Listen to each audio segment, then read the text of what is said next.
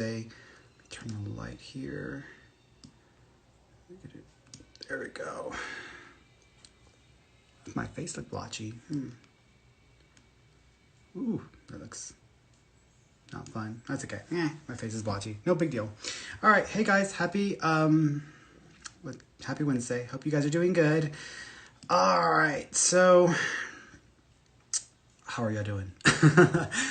How are y'all doing? I hope y'all are doing good. Y'all can go ahead and start answering. I mean, y'all can start like putting your questions in the comment section below, and I'll try to get to as many of you as I can. I'm not going in any particular order, so I'm just going to be bouncing around between Instagram, Facebook, YouTube, and Periscope as well. So I'm going to be bouncing back and forth between. I'm going to do like text e-readings, text e-readings, girl. Get it together, Ferny. Get it together.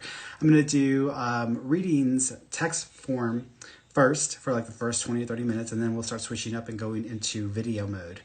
So I can video call with some of you guys. Hey, Tony. If you guys want to be on video with me, you can do so, but you have to be on Instagram because it's only allowed on Instagram. So at the bottom, there's like a couple of little people there. If you click that, it'll let you request to be a guest, and I'll bring some of you on. And try to be fair. I try not to pick the same people like on a regular basis. I do pick the same people because that just happens, just because it's going to happen. But I try to, give everyone a chance and everybody an opportunity. So I'm not going in any particular order. I know a lot of people say like, we only pick only girls or females and no males. Well, that's because the majority of my base is female. I don't have as many males following me. And if you're a male, you're not requesting to be on live, duh, like simple math, y'all, simple math. So if you want to get selected, then get selected. But I try to fit as many males as I can, as many as make themselves available here. What else? I don't see them. Oh yeah. So if you're going to ask me about your life, please be specific. Means you need to ask me a specific question about what you want to know about. So if you want to ask me about your health, your finances, career, and work and relationship, you need to be specific. Like, what exactly are you asking me? Telling me to read you, or you want to be next, or to pick you? That's like a waste of time because you're wasting an opportunity to actually get me to pick you. So if you want me to pick you, actually select down there for me to pick you. If you want to get a question answered, ask a question. Don't tell me you want a reading because it's literally a waste of time. If you're asking a general question, like what do you see, or tell me something or whatever, waste of time. I'm not even going to talk to you. So I'm going to need y'all to be specific. If you are on Facebook and YouTube, you might have somebody popping in who is going to be asking y'all to private message them for an accurate reading or whatever. And there have been some people popping in who have been using a name Fernando. It's not me. I'm literally right here looking at you. I'm not here typing away, texting every single person in the chat. So that's not me. That's a troll. Nobody that is connected to me is going to message you, asking you to message them or to private message them for an accurate reading. That is a troll. That is someone who's going to try to take your money, and they're going to take it all. So I need you to report that person as spam and then block them, because that way the system, it hits the system after several people do it, and then it actually pushes that person out. What else? If you're wanting to connect with the loved one in spirit, let me know who you want to connect with, and I'll try to get some messages to validate that they're with you and that they love you. I don't see them, I don't hear them. They're using a form of telepathy. So they're triggering thoughts, emotions, and memories within me, and I got to figure out where they're going with that. Because if it's only like text readings, I'm going to do my very best to try to make sense of that. But it's a lot easier when I can talk to you, just because there's some things I don't have the full story of. People always think that psychics know everything or we see everything. No psychic knows everything or sees everything. That's all been made up and perpetrated by the psychic industry in Hollywood. We do not know everything or see everything. We sense things. There's a difference. Sensing things means you can tune in to bits and pieces of information. Knowing everything, seeing everything is like, I know the entirety of everything, and that no human being has that capacity or that potential or that ability. Just doesn't happen. You can tune into a lot of information, and some of us who are really good at what we do, we can tune into a lot of details and specifics, but we don't know everything. It's not going to happen with any person, anytime, anywhere, etc. So what else? I think that's it. So I'm supposed to read some things because my team says that I need to be like sharing some pieces of information before I start. So let me get through that so that they can get off my ass about it. So I'm going to read a couple of things really quickly. I know y'all are like, Ferny, like, just get to the readings. Why don't you just get off my ass? Why don't you just do that? Okay, so this is what they want me to read. Let's see. Okay. Let's see. My statements. Oh yeah, my statements are personal opinions, not proven facts. Whatever decisions or actions you make in your life after connecting with me, that's all on you. You're fully responsible and liable for those choices and decisions. Your future is changeable. You can make different choices and decisions and go in another direction. Just so you know, I'm not a licensed medical doctor, counselor, attorney, or law enforcement official. You can still ask me those kinds of questions, but for legal medical advice or treatment, please consult a licensed professional. If you receive guidance or information that you can validate, please share your story in the follow-up post to this video so that others can learn from your experience. If you appreciate these free lives, then give me a thumbs up or hearts and send or tag someone who might need some help or a reading as well. If you don't want to wait and would like to try an e-reading or book a session with me, you need to go to my website, fernandomarron.com. That simple. And lastly, and make sure you're signed up on my newsletter because I send out a weekly email recap with all the free goodies I put out that week so you can catch up and stay up to date. And by the way, guys, my newsletter is not a sales pitch. Like I literally, like, the majority of it is all free stuff. And then at the bottom is like, do you want an appointment? Click here. That's it. Because I refuse to send out sales crap to people. I'm like, I don't need to sell. I don't need to be a salesman. Like, if I'm good and if I'm good at what I do and if people need my help, they'll come to me. If not, then that's okay. They can continue coming to the lives. It's free. There's no charge for anybody coming to the lives. Okay. All right. So let me get to this because I've done enough of this drama here. Okay. So who am I starting with?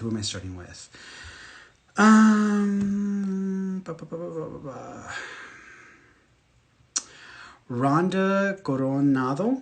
Rhonda Coronado on Facebook is, hi Fern, I would love to hear from my brother Curtis. So first of all, when I tune into your brother Curtis, he is acknowledging he's doing something, so there might be something that's connected to like a memorial necklace or a special necklace of some sort, and I'm almost seeing two, so there might be two versions of this, or there may be two things on one necklace that are connected, but he's like showing me something like that. He also, think he drops coins, or you might find like coins and pennies and stuff in the most random of places. That's why they say like pennies from heaven, because you get pennies from heaven. So there might be coins or things like that that make reference to me. I also am hearing music. I'm almost hearing guitar. I'm trying to figure out if this is rock or if this is just hearing guitar. I don't know if he was a bit of a guitar player or he actually liked like rock and roll or rock music, but I'm hearing that. So there might be a connection there as well because he's making reference to that. He also keeps talking about the picture with the sunset, or the picture where I'm looking across the sky. So I don't know if you have a picture of him where he's like looking across the sky, or there's a picture of y'all looking across the sky, but there's a reference to looking across the sky because I'm reminded of that. I'm actually reminded of John McCain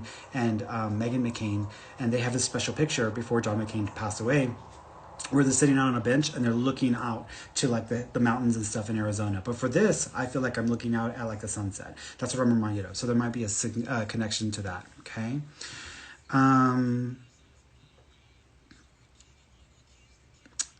Leah J on YouTube, any messages from my spirit guides and what are their names? Thank you. I believe you have 3 guides. I want to say that 1 is your primary and 2 are your secondary. Secondary guides come and go. They don't stay with you your whole life. Your primary guide is going to stay with you your entire life. Your primary guide's name is Ashanti. Ashanti, interestingly enough, Ashanti. So it's actually like that word. So Ashanti is your main guide, is a female. Your secondary guides are Jerry, male, Jerry, and then the other one is also female, which is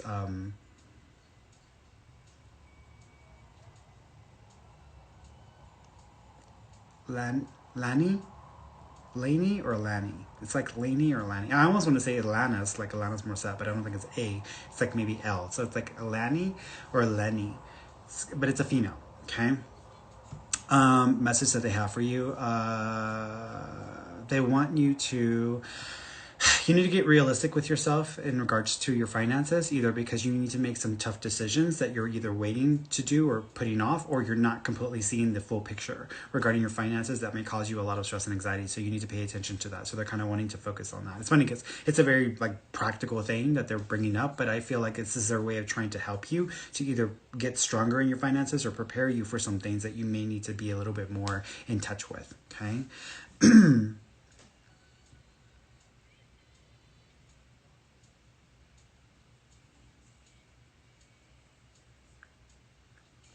Samantha Darko on Facebook. Hi, Ferny, will F be back? I miss him so much. I don't think so. I want to say that this person's probably moved on because I feel like they're already either involved with somebody else or they've already kind of gone in another direction. I also think that you're not the first person to feel this way with this person. So I feel like this person might have also caused other people to feel this way and they just tend to move on. But I feel like you're probably not going to get, they're probably not going to be coming back. For a long time. Now, that doesn't mean you won't be able to have an opportunity to communicate with them or connect with them in that way. I'm not feeling a connection, like a romantic, any kind of romantic stability, sustainability there. Okay.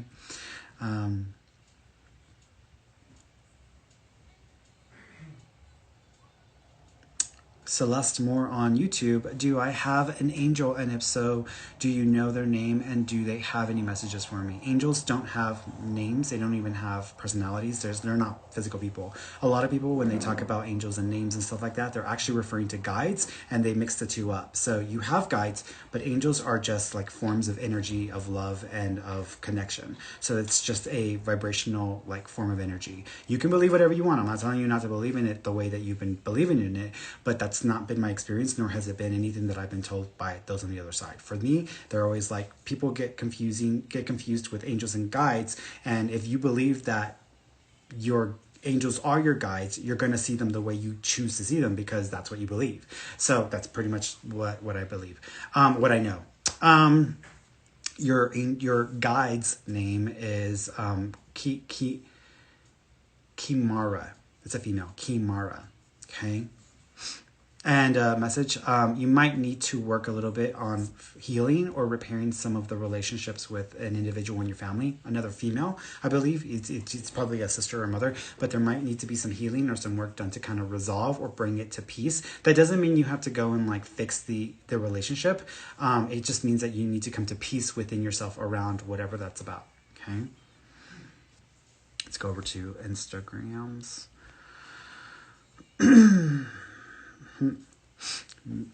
Miss 24/7 Cruise. Hi, Ferny. I've been feeling really anxious lately. My soul feels heavy. Can you see anything? I think the reason why your soul feels heavy is because there's a lot going on in the world right now, and you're an empath. You're a sensitive, emotional sensitive. So you're going to pick up on energy that has to do with other people, that has to do with, the majority of people around you. And if people are all feeling something, then you're pretty much picking up on it. And typically, people who are psychic or sensitives or empaths tend to pick up on energy of things that might go down or things that may happen in the world a few weeks before they happen, sometimes just a few days before they happen. And so I think you're just picking up on what's coming this way.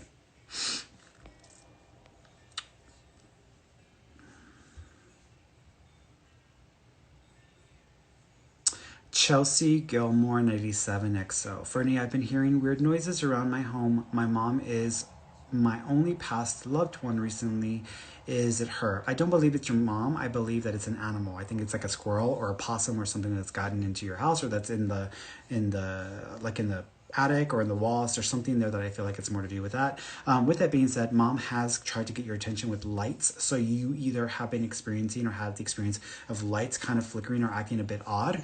Not because of like a power drain or anything like that. They just like flicker. They like do this weird thing. There's also reference. Thank you. Mom also makes me feel like she, something about the fan being on or the fan being off, like either a fan turned on or off or was on or on by itself, but there's something about that. Your mom, there's an animal with her as well, so there might be a small dog, and when I say small, it might be like a really small dog that might be there as well, that might have been connected to y'all or to the family as well. She also, thank you, she's also referencing the name Lena or Lisa. I want to say it's Lisa. There might be a Lisa connection or a Lisa name, but there's like, I almost want to say it's Lisa. So there's a connection to a name like that. Either that's someone she's acknowledging there with her, or she's wanting to say hi or reference that person here in physical world. She also is referencing two stuffed animals or two bears or two things that might be significant. Like, like one stuffed animal and then there's another stuffed animal where they may be different from each other, but it's almost like two, but one of them may be very unique or custom in the way that it's made. Okay.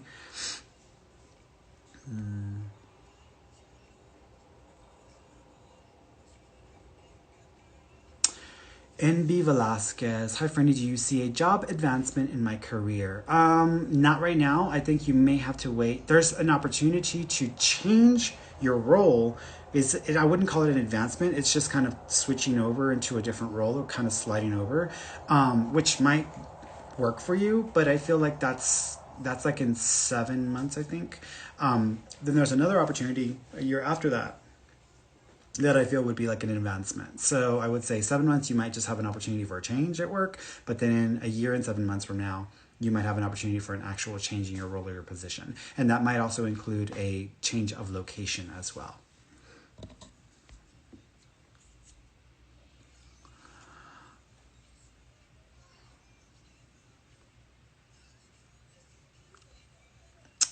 Keely Nicole. Hi, I feel like my guides keep sending me signs, anything specific they are trying to convey to me. I don't think that they're trying to say something specific. I think they're just trying to offer support. I think sometimes you think like you get into your head too much, and sometimes you overthink things in your life, and you need to kind of be more connected with your intuition and your sense of feeling. And it's not that you don't do that. It's just that sometimes you get way caught up in your head, and then you overthink things, or you get caught up in the thinking process, and they're wanting you to kind of recenter and get back into your kind of emotional center. So they're kind of like pushing you to that. But they're just trying to give you validations to let you know that you're not alone, that you are loved, and that they're still with you, and they're trying to work with you and help you through whatever it is that you need to go through. A lot of people have this idea that that guides and angels are supposed to protect us from all pain and all suffering. And like, if I've gone through something and it's been painful, or it's been, horrible, then my guides weren't doing their job, or angels weren't protecting me. That's not true. They're not here to keep us from having a human life. We literally come here to go through a human experience that includes both positive and negative. But we can only find the negativity here because this is the environment that we've created that allows it to exist. And so we come here to suffer in instances, to learn from these experiences. That doesn't mean we come here to only suffer. It means we come here to have these variations of experiences that allow us to grow and to evolve as souls. So when we choose that and we come down here, why the hell would our guides and our angels try to like protect us or keep us from experiencing life? That like goes against the whole point of being here. If that were the case, we would have never come down here to begin with. We would have never existed on this plane to begin with. So their job isn't to protect us or to keep us from having human experiences. Their job is just to keep us on track with the lessons or the chosen experiences we planned out in advance that we needed to kind of gain for the soul's purpose. Every now and then, if something goes like completely, off the tracks, then I think that they have special permission, or they have special ability to kind of, come in and do what they got to do to make that change. And that's usually when you hear about these miraculous events that happen, because if something was going in the wrong direction and it's not lining up with what was supposed to occur. And part of that may be because we've made choices that took us off track. It's not because life isn't perfect or because life isn't happening the way it's supposed to. It's because we made a choice that actually took us in a direction that wasn't what we chose for our inner soul being. So, and typically whenever that tends to happen, we suffer more. And they're not trying to help us suffer more. They're trying to help us to suffer the least amount with gaining the most amount of experience that we need.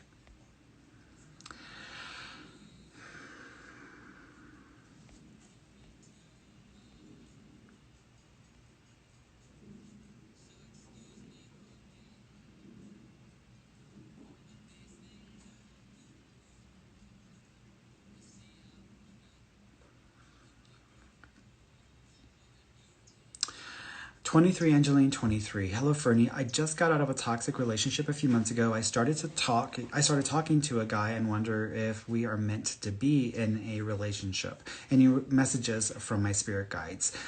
So sometimes when people get stuck in toxic relationships, they get stuck in toxic relationships because they have a belief that they're meant to be with that person, or they're supposed to be with that person. And is it the person that's toxic that was the cause of that, or is it the person staying in the relationship thinking that they were meant to be in it that's the cause of that? What's first, the chicken or the egg, right? So I want you to drop the idea of meant to be. Drop it. Like, stop with that foolishness, because that's not going to help you to align with the best options out there for you. I want you to empower yourself and to choose whether you want to be involved with this person or not. I can tell you what I see happening, and I will, but I want you to actually choose for yourself, and don't tell the universe to tell you what to do. It's not the universe or God or your guides. It's not their job to tell us what to do. We are here to make those decisions. We've been granted that power to make those decisions. But now that you have that power, what are you going to choose? Because you're the one that's accountable to whatever's going to happen. With that being said, I do feel that you two will continue to engage or to be involved for about 3 or 4 months. And then at the end of the 3 or 4 month period, you may have to make a decision. You might experience some things or see some things that you're not going to 100% feel confident with, or you're not going to feel great about. At that point, you can choose to back away and take that as okay, you know what, that's a big red flag. I'm going to pull back on that. Or am I going to go forward and continue to perpetuate the same cycle that I've created for myself in the past? I kind of want you to remember that and to take that power back and to empower yourself. But I feel like in 3 or 4 months, you're going to have a decision to make, and then you got to make the decision that's best for you. As of right now, I don't think that you will stay together long term, but I do think that there's the opportunity to continue to have experiences there. And saying this, people are like, well, why am I going to waste my time? I don't want to waste my time. Why am I going to stay with this person? Why would it be a waste of your time? If you sucked at making that decision before, and you're in a situation where you're given the opportunity to practice that skill, I think it's an important skill to have. I don't think that you not doing that because you don't want to waste your time is a good enough reason to not practice your skill. I think you should practice the skill. Get good at paying attention and being aware and making a choice for yourself instead of, just going through with something because you're trying to force it to be something that it isn't, or not sticking with it because you're afraid of being hurt. Every relationship comes with pain. That is part of being human. Every person is going to pain you in some way, whether they choose to or not. It's part of being human, okay?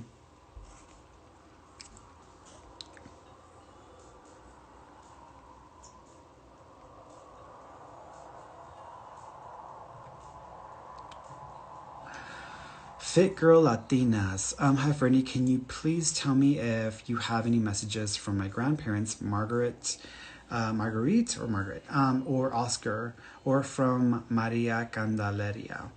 There is a female. I want to say there's a female wanting to communicate. So there's a female stepping forward, and I want to say that she's acknowledging, she's doing this. Now, this can mean a couple of things. I know sometimes this could mean lungs, this could mean effect on the chest, the heart, it could also mean the breast, but I kind of want to stick to, I'm not thinking this is heart related. I'm thinking this is just chest and effect on the chest, and also might have something to do with a blood disorder or cancer, because I'm seeing this, and I'm also seeing blood disorder or cancer. So there might have been something in this area that was affected that had to do with that as well. This person's also acknowledging the number, the month of March is connected. So either March is significant or the 3rd of a month is significant, but I want to say it's March because they're referencing that as well. There's also 2 dates that are back to back to each other. So there's almost one date that's significant, and then a week or 2 later, there's another date. And that may go into April, but there's referencing these 2 dates almost back to back for March and for April. So there's a reference there as well. She also keeps acknowledging, thank you. She's putting her hand over her mouth. Whenever they put their hand over their mouth, that means I didn't get a chance to say goodbye, or I wasn't able to speak prior to my passing, but I'm leaning towards I wasn't able to speak. So I'm thinking that it had more to do with not having an ability to communicate, or something was wrong and I didn't have motor function of my ability to communicate. She also makes me feel like she was ready to go, so she'd probably been dealing with this for a while. She also keeps acknowledging the 2 younger girls. So I don't know if you're one of 2, or you have 2 younger girls that she's acknowledging being aware of as well. They also keep acknowledging, thank you, a special book or a special, I don't know if it's a telephone book. You remember those old, well, I don't know, you may not remember, but there's these old telephone books when you back in the day, when you wanted to, remember somebody's telephone, because we always remember people's telephones, you would, have a book and all your numbers would be there. It almost reminds me of that. So there might be a book that's got telephone numbers or numbers that might be connected to one of the grandparents. There's a reference there because there's an acknowledgement there as well. Also, Leticia or Latita or Leticia or there's a name that sounds like that. So I feel like she's trying to give me a name that's kind of similar to that. Okay, either it's her name or she's just trying to acknowledge someone with that name, acknowledge that the person's there, or acknowledge here and acknowledge that person or say hello to that person. Okay, let's go here.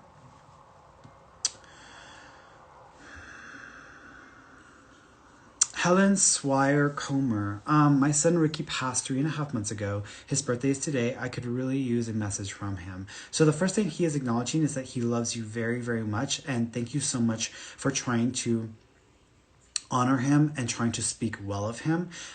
Sometimes he wasn't easy to deal with, or sometimes he might have been a brat because he's making me feel this way. So he doesn't want you to talk him up or to make him sound better than he could have been, because he makes me feel like he could have either acted in a way that was a bit more constructive, or he could have done more, because he's almost acknowledging that. But he is acknowledging that he loves you. He also is referencing, like, I don't know if there's a disconnect between you and his father, or there's a little bit of a split, or right now y'all are just not on the same page, but he's bringing this up where he's acknowledging this. So there's a reference there. He also keeps talking about, thank you, there's a reference to the name, I don't know if it's Benjamin or Ben and Jerry, but I'm hearing like a Ben, and the only reference that I'm getting is I know someone who has a friend who passed away from suicide named Ben, but I'm also seeing Ben and Jerry. So I don't know if Ben is connected and Jerry is connected, or the name Jerry, but there's something there that he's trying to give me a reference to. He also keeps acknowledging, thank you, he also keeps acknowledging that there's a dark or black colored animal with him. Either it's a black dog or a black cat, but it feels like it's small enough that it might be a cat. But there's a reference to this. It's funny because I'm thinking of Sylvester from Looney Tunes, because there's a reference there as well. He also keeps referencing, thank you, balloons. So I don't know if y'all released balloons in his honor, or he passed or was memorialized around his birthday, but he's making reference to that as well. Okay, but he loves you.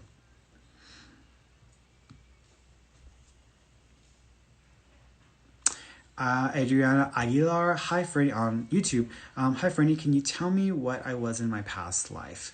It depends on which life, because I feel like you've had several. I think you've had like 20 plus, so I want to say maybe 22 or 23 past lives.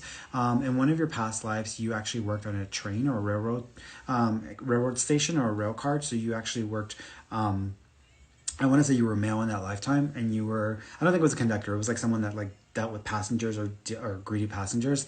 And it was one of those railroad lines that dealt with like the banks, so money that was transported. So it had something to do with that. So there's a feeling of that as well. That's one of your past lives. There was another past life where you were actually a singer, an operatic singer, someone that sang opera. But I don't think you were well known in that lifetime, but you still sang opera. So there's another lifetime as well. And you were a female in that one.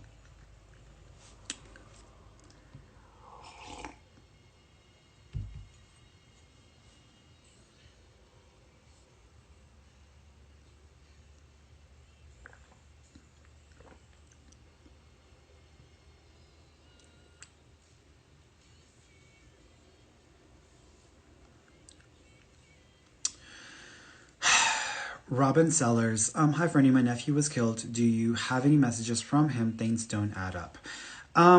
So I think there's a couple of things around this. One is, one of the reasons why things don't add up, I feel, or the way I'm being made to feel, is because the information wasn't recorded correctly, meaning that it wasn't recorded by the person who was supposed to record it and then shared it correctly, or the way that information was shared wasn't done accurately. So I think that's part of the issue.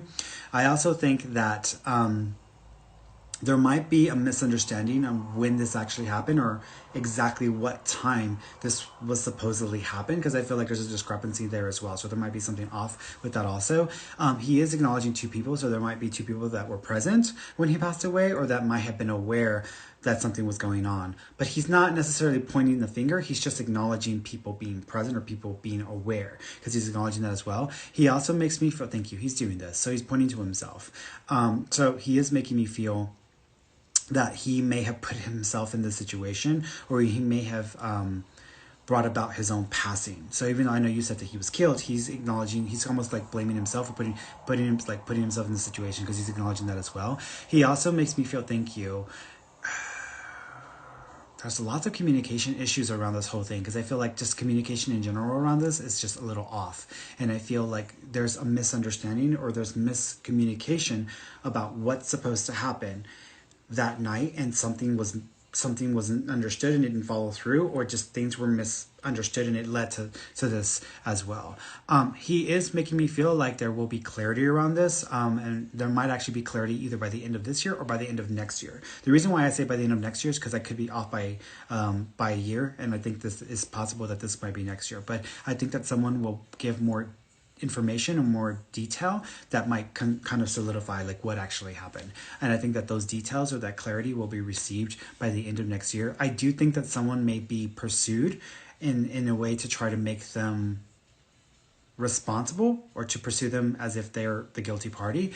But I feel like either they aren't directly responsible or there's just someone being like someone's just being pinned with this. And like that's the way I feel, because that's the way he's making me feel about it. Okay.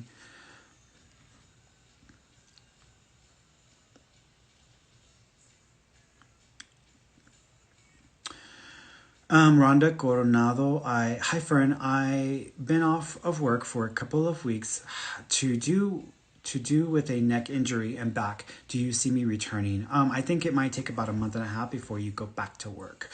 You might be able to extend this, or you might qualify for some sort of like medical leave. It's different from a first medical leave. So like if you've already like, tried to get a medical leave, or you're trying to get some sort of benefit from that, this might be secondary to that, or this might be through the state or through the federal government, not necessarily through like a company or the job situation. But I feel like it might take about a month and a half before you go back to work. I also think you're going to need steroid shots, or you might have to go and get some sort of steroid treatment to reduce the inflammation, or the way that with the injury, I feel like something's bulging or something's kind of pulling to the side. So there may need to be some sort of injection that reduces the pressure so that it kind of allows things to kind of line back up. At some point, I think you are going to have to consider some sort of procedure, but you might be able to wait a bit.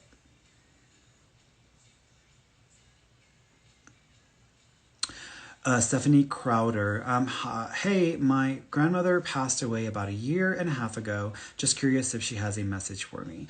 Yeah, I feel like, first of all, she's showing me a baby. So she's making the symbol for baby. So I don't know if you are pregnant or if there's a baby in the works, or there's a baby with her in spirit. I feel like it's both. I feel like there might be a baby coming into the family in the next year and a half. And then also there is a baby with her, and there's two babies in spirit with her. So she's acknowledging two babies in spirit, which means that there are children that were miscarried, lost, or terminated. And then there's one that may be coming into the family within the next year and a half.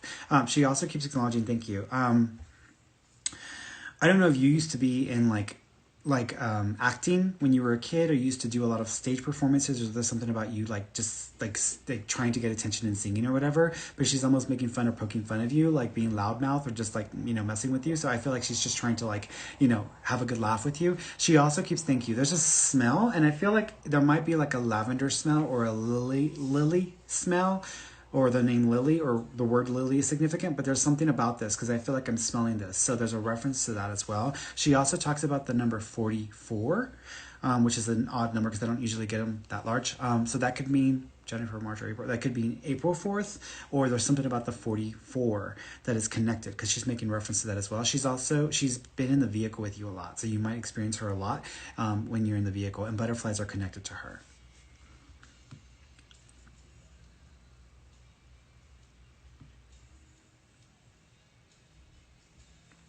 Elizabeth Ann on Facebook. Will I ever find my true love? Depends if you're only expecting there to be only one true love in this lifetime. The question comes down to, what are you going to offer that person? Because if you want that person to like make everything in your life right, then that's a lot of pressure. And that's no one's responsibility but yourself. So you need to find a way to love yourself and give yourself all the love that you can. Because if you don't know what true love feels like, how could you even manifest or attract that into your life? This is what I tell people, because people are like, I want real love, or I want true love. I'm like, well, what does that feel like? What is that actually like?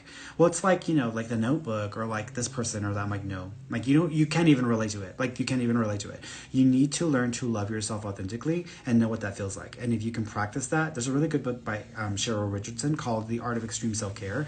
If you learn to love yourself authentically and fully, and do for yourself and respect yourself and honor yourself in that love, then you are letting the universe know, hey, this is the sample, this is the example, this is the bar. this is what the expectation is, because I'm holding it within myself. And as long as you're setting the example for the universe, then you can attract someone who can also be able to bring about the same thing. But it should be more about a shared experience, not about a shared burden, because it's no one's burden to make you happy or to be able to fix all the things that you feel are not good with your life. Okay, but work on that. I know you're like, I don't care. I don't want the advice. What girl? You need the advice. That's why I'm telling it to you. But with that being said, I do think that you will meet somebody in a couple of years. I want to say it's almost like 2 years. It's actually a year. It's about 2.5 years. So I know it's a while to wait. Person's name is. It starts with an M. I almost feel like it's Michael, or Micah, or Mikey. It could be Mickey, but I'm thinking it's Michael. I'm assuming you're straight, so that's it. If you're not straight and you're gay, then it's going to be still an M name, but it might be like Michaela, or unless it's a female that goes by Mickey. But there's a feeling of the same sound of the name like that. Okay. Let's bring somebody on because it's time. Let's see.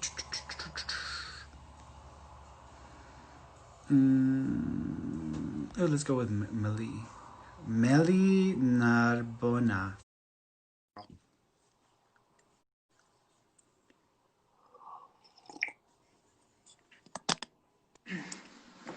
Hello, Melly. Hi. How you doing? Good afternoon. I'm great. How are you? I'm good. What did you want to ask me? Well, I wanted to, my father passed away, and I wanted to see if he had any messages for me. Yeah. So immediately he's showing me, like, I don't know if this is a religious piece of metal or it's a cross. Do you have a cross or a religious? Yes. Okay. So he's acknowledging the cross. This is what he gave me as a child. That's it. So he's acknowledging the cross that you have of his. It's metal. So he's referencing that. He also keeps talking about the thank you. Do two people celebrate their dates on the same day, or are they celebrating the same week? Because he's acknowledging that as well. Well, interesting.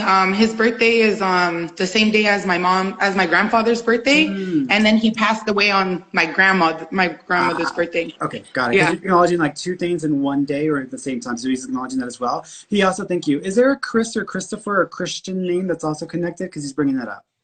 Yes. Okay, so he's referencing that. He also keeps acknowledging, thank you. He's also referencing JR or Junior. Is there a person is he the junior? Was the dad a junior? No, my brother. Okay. He's a junior. That's okay. He's wanting to acknowledge the junior. So he's acknowledging junior or bringing up junior. So he wants to, thank you. He's referencing junior. Thank you. Is your brother married?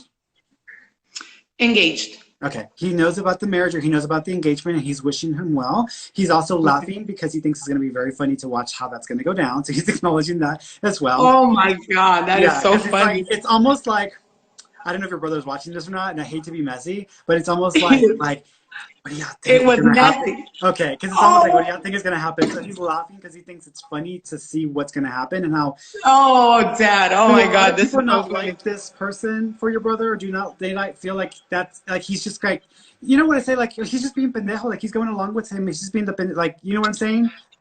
It's a tough one. I'm gonna say we like her, but. It was the engagement party was messy, very messy, and I wish you could see this right now. Got it. Okay. I do have another brother, my little brother, watching as well, but it's not the one that's engaged. Got but it. It's so funny that you say this. Okay, because your dad is aware of all of this.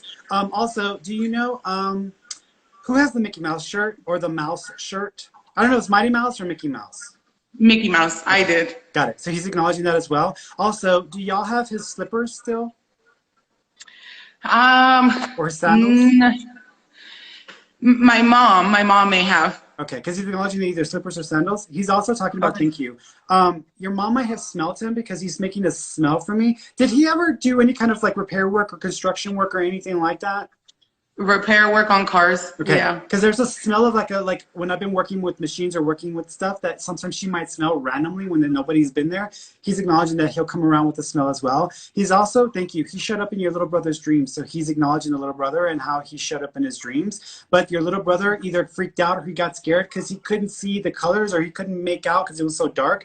But he's acknowledging that he didn't mean to scare him. He just was trying to say hi and to let him know that he was okay. He's also, thank you. Does your little brother have a hat collection, or does he have a hat that belongs to your dad? He has a few things, right? Okay, Yeah. so he's acknowledging that as well. He also keeps acknowledging, do you know if your little brother sketches or draws?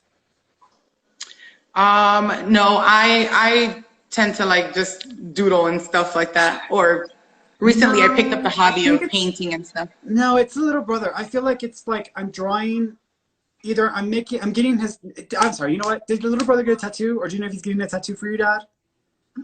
He got a Okay, tattoo. that's it. Yes. That's what he's talking about. Because I'm like, what is he? I'm like, I feel like he's doing something, and it feels in it. That's what he was talking about. So he's acknowledging the tattoo for the little brother as well. He's okay. Okay. He's fine. He also says he's proud of you, and he also says keep pushing yourself. Are you going into a second program or a second stage of a program that you've been trying to finish or get done with? I recently went back to school and I graduated, which was something that I've been, trying to accomplish. Got it. You know. Yeah, he's just acknowledging your second attempt or your second go back and trying to fit. He's very proud of you. He's very Thank proud. you. You're Is he welcome. He close said, to my mom at all? yeah, I was about to say, he was about to call your mom amor, so he's acknowledging her or calling her amor. He also says, Okay. thank you. Do you know she always got him the little candies or the little like chocolates or candies that he like and he wasn't supposed to be eating, but she got it for him anyways because he's acknowledging her. Yeah, he says to thank And her. vice versa. Oh, okay, he's almost like the way he's making me. He's showing me these. So if you got them for her, I don't know. No, I wouldn't be surprised if she actually took some and put them somewhere to honor him, or she puts them on the nightstand on his side. But there's something She there. sure does. Yeah. So he's She just sure does. acknowledging that for her. He also let her know. I'm hearing the mariachis. Did y'all have mariachis play, or did a person did she request a song with the mariachi that was a song that she liked? It's Amor Eterno.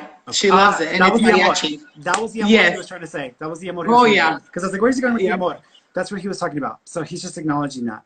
He's okay. Okay. Okay. Thank you. You're welcome, Thank sweetheart. You you. take I care. appreciate it. You're Thank you welcome. very much. You have a wonderful evening. You too. All right, let's see. Let's see.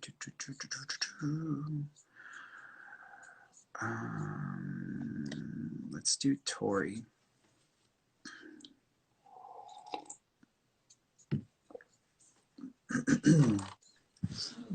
Hello. Ferny. Hey, Ferny.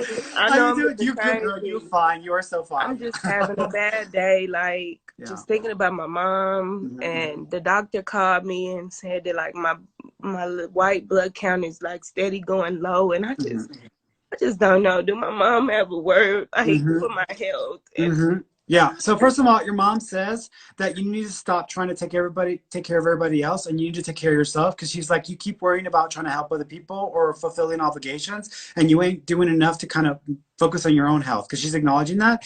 She also keeps acknowledging, thank you.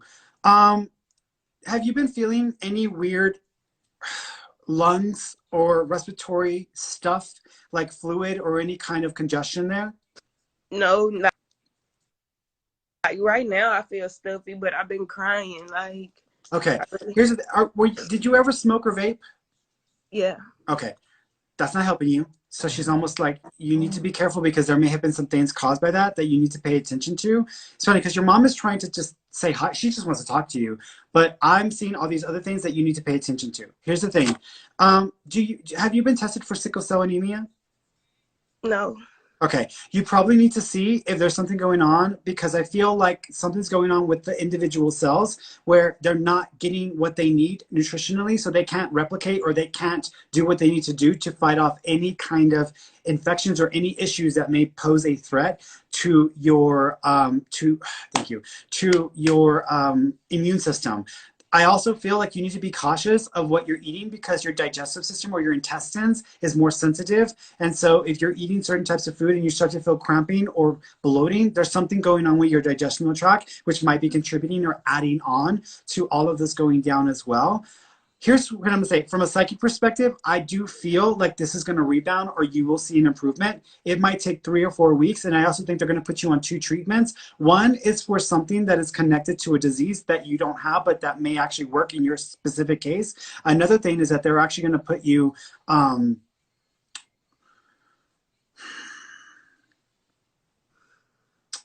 feel like they're gonna put you on another, It's weird because I want to call it medication that's treatment, but it feels like it's actually just nutritional, like it's a stronger dose of some nutrients that you need, like iron or something. But there's something there that they're going to put you on. But I feel like you might see an improvement with your health within the next month. So it might take about a month, but I feel like you'll start to feel more or less stable at that time. But that's something to be aware of. But that's what I'm seeing psychically. Now with mom, because mom is just wanting to talk to you. Mom says that she says, you know you're going to beat this. You know you're going to get better. She says, I don't want you giving up. I don't want you to go into despair. She says, you know me. She says, if you don't fight against this, she says, I'm going to keep showing up in your dreams and I'm going to start freaking you out, reminding you that you need to keep fighting this and you need to keep pushing yourself past your ability that you think you can do. Because she says, you can pass this and you can get past it and you can move forward. So she's getting on your butt about that. She's writing on my skin. Did you get a tattoo for mom, or is there a tattoo for mom? That's it. So she's acknowledging that. She also keeps acknowledging the baby with her in spirit. You know, there was a baby that was miscarried, lost, or terminated.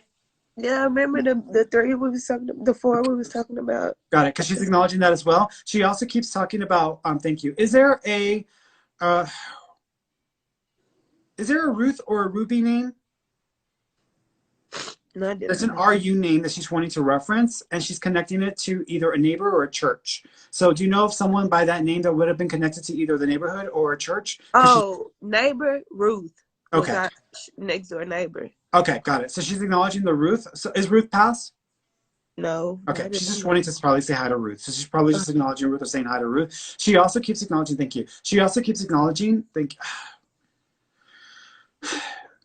who's the baby in the family?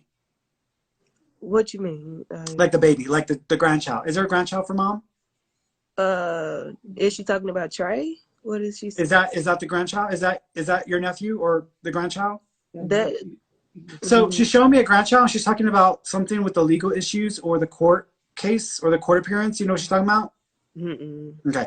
There's a grandchild situation that she's acknowledging that may be coming up in the family where the parents either are going to be fighting over custody or there's some sort of ruling that has to happen around the care of a grandchild, because she's bringing this up and she's acknowledging that she's aware of this coming up as well. So if you find out what this is, she's just making reference to that or acknowledging that as well. She also keeps acknowledging, do you have a pillow or her pillow? Or a pillowcase?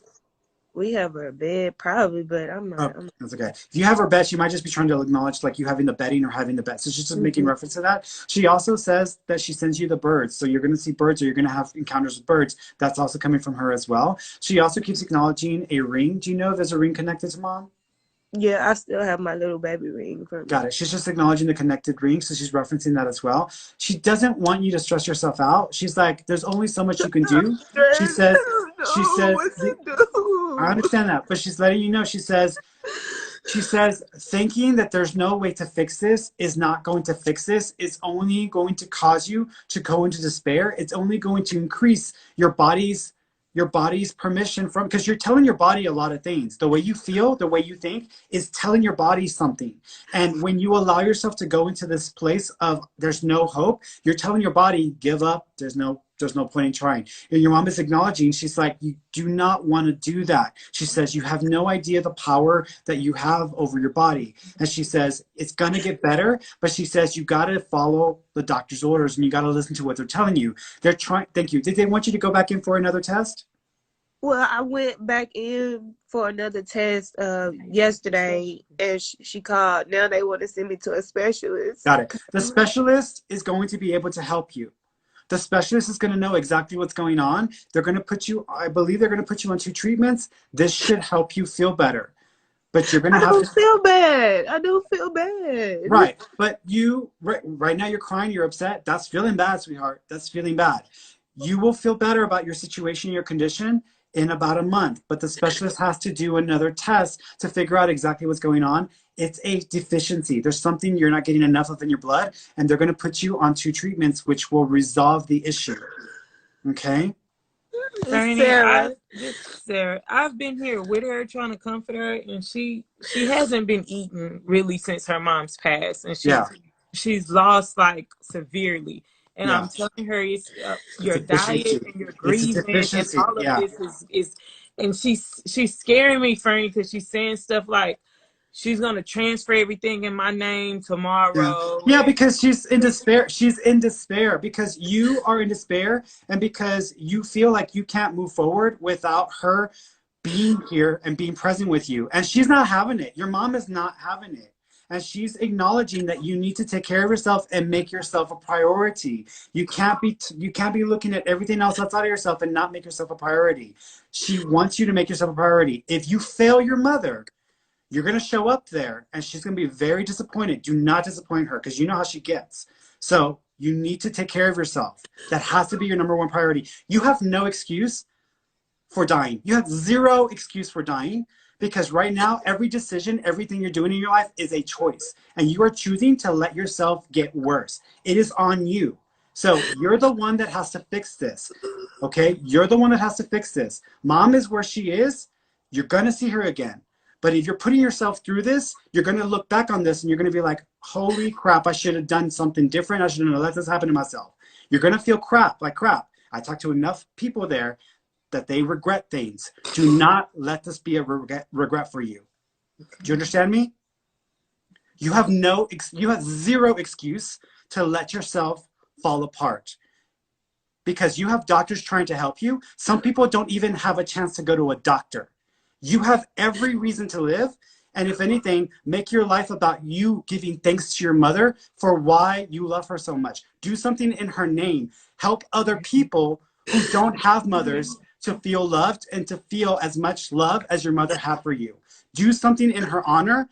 Do not allow yourself to fall apart because you're in despair. There is zero reason for that. Do you understand me? Okay. I better hear from you in a month. Thank you, Ferny. Okay? All right, y'all. I love you. Take care of yourselves, okay? Okay. No excuse, girl. I ain't playing with you. I'll haunt you in your dreams if you play with it. All right. Bye, y'all. All right. Let's see.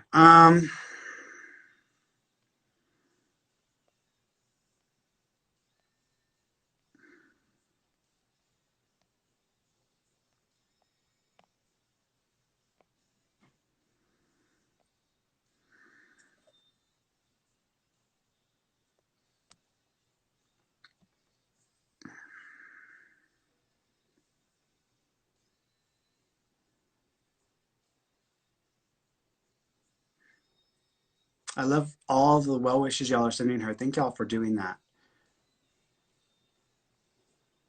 Montoya, I'm coming for you, Montoya.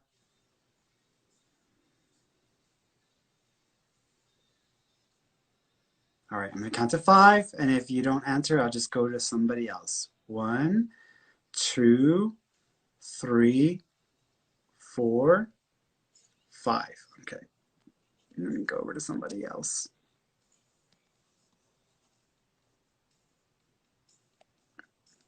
Here we go. Let's try Kaylana.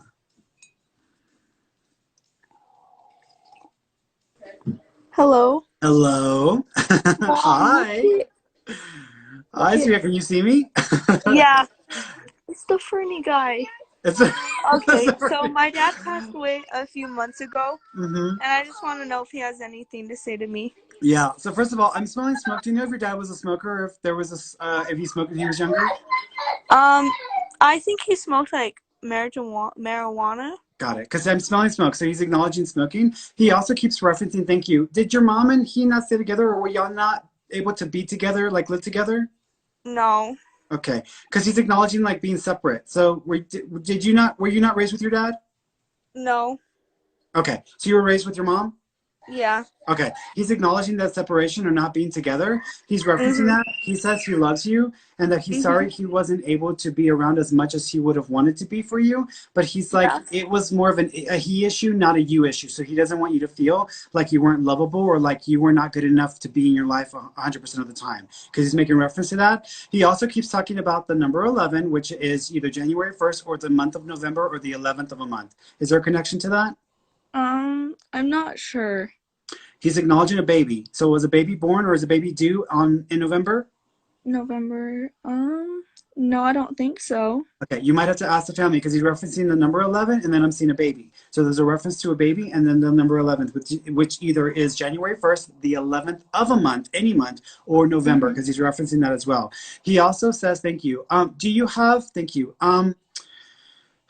Do you have a piece of leather or a wallet that is connected to your dad? No, I have his hat.